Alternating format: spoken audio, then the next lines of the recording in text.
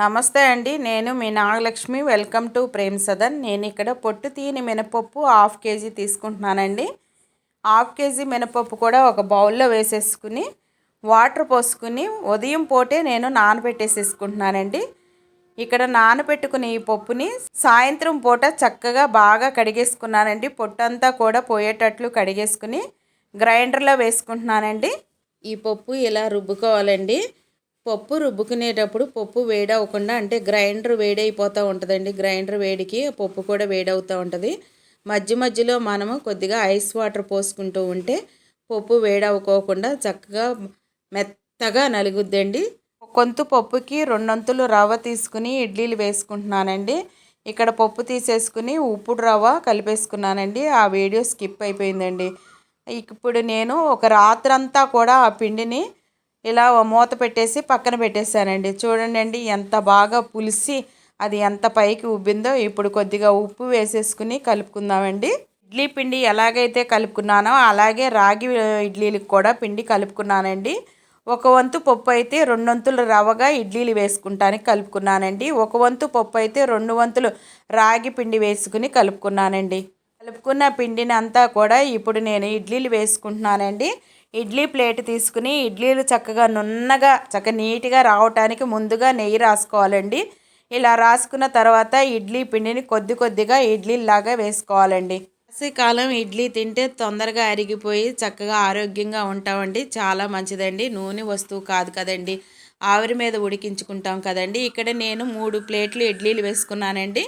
మళ్ళీ రాగి ఇడ్లీలు వేసుకోవటానికి ఇదిగోనండి పిండిని కలుపుకుని ఇదిగోనండి మరొక ప్లేట్ తీసుకుని ఇలా నెయ్యి రాస్తున్నానండి. ఇలా రాసిన తర్వాత రాగి ఇడ్లీలు కూడా వేసుకుందామండి. నేను ఇక్కడ ఒక 6 ఇడ్లీలు రాగి ఇడ్లీలు వేసుకుంటున్నానండి. ఇదిగోనండి స్టవ్ మీద ఇడ్లీ పాత్ర పెట్టేసి ఒక గ్లాస్ వాటర్ పోసేసుకుని ఈ ఇడ్లీ స్టాండ్ని లోపల పెట్టేసుకుంటున్నానండి. పైన రాగి ఇడ్లీ ప్లేట్లు కూడా ఇలా పెట్టేసేసుకుని మూత పెట్టేసుకుని ఉడికించుకుంటున్నానండి.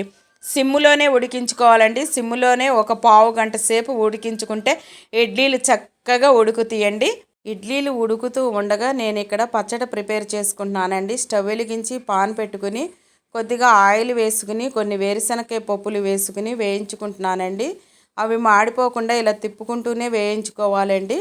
ఇవి దోరగా వేగే వరకు కూడా వేయించుకోవాలండి. వేగిపోయిన ఈ పప్పుల్ని మిక్సీ బౌల్లోకి తీసుకుంటున్నానండి. అదే పాన్లో 7-8 పచ్చిమిరపకాయలు ముక్కలుగా కట్ చేసుకుని వేసుకుంటున్నానండి. ఈ పచ్చిమిరపకాయలు కూడా వేయించుకుని మిక్సీ బౌల్లో వేసుకుందామండి. వేగిపోయినాయండి, మిక్సీ బౌల్లోకి తీసుకుందామండి. కొన్ని కొబ్బరి ముక్కలు కూడా వేసుకుందామండి. రుచికి సరిపడా సాల్ట్ కూడా వేసుకుందామండి. మూత పెట్టేసి మెత్తగా గ్రైండ్ చేసుకోవాలండి. చట్నీ అప్పుడే రుచిగా ఉంటుందండి.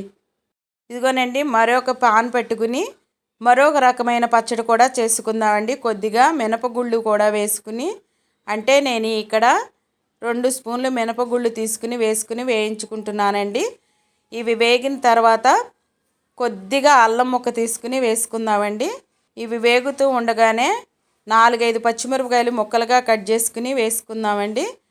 2 టమాటాలు ముక్కలుగా కట్ చేసుకుని వేసుకుందామండి. ఇవి దోరగా వేగించుకోవాలండి. ఇప్పుడు వీటిని చల్లారిన తర్వాత మిక్సీ బౌల్లో వేసుకుందామండి. ఇప్పుడు రుచికి సరిపడా గల్లుప్పు కూడా వేసేసుకుందామండి.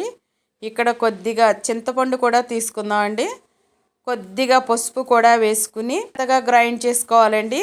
మూత పెట్టేసి గ్రైండ్ చేసుకునే ఈ పచ్చళ్ళు అన్నీ కూడా పోపు పెట్టేసుకుని బౌల్లోకి తీసుకుందామండి. ఇదిగోనండి ఇడ్లీలన్నీ కూడా చక్కగా ఉడికిపోయినాయండి. వాటిని అన్నిటిని కూడా తీసి పక్కన పెట్టుకుందామండి. ఇదిగోనండి మామూలు ఇడ్లీలు కూడా చక్కగా ఉడికిపోయినాయి, రాగి ఇడ్లీలు కూడా చక్కగా ఉడికిపోయినాయండి. ఇవి కొద్దిగా చల్లారిన తర్వాత ఒక స్పూన్ తీసుకుని వాటిని తీసుకుని ప్లేట్లో పెట్టేసుకుందామండి. ఇంకేంటండి రుచికరమైన రాగి ఇడ్లీలు, మామూలు ఇడ్లీలు ఎంత చక్కగా తినేసేవచ్చో. చాలా టేస్ట్గా ఉన్నాయండి. పప్పుల పచ్చడి ఏంటి చక్కగా, ఇదిగోనండి మినపగుళ్ళతో చేసుకున్న పచ్చడి ఏంటి ఎంత టేస్ట్గా. ఒకసారి మీరు కూడా ట్రై చేసి కామెంట్ రూపంలో తెలియచేయండి.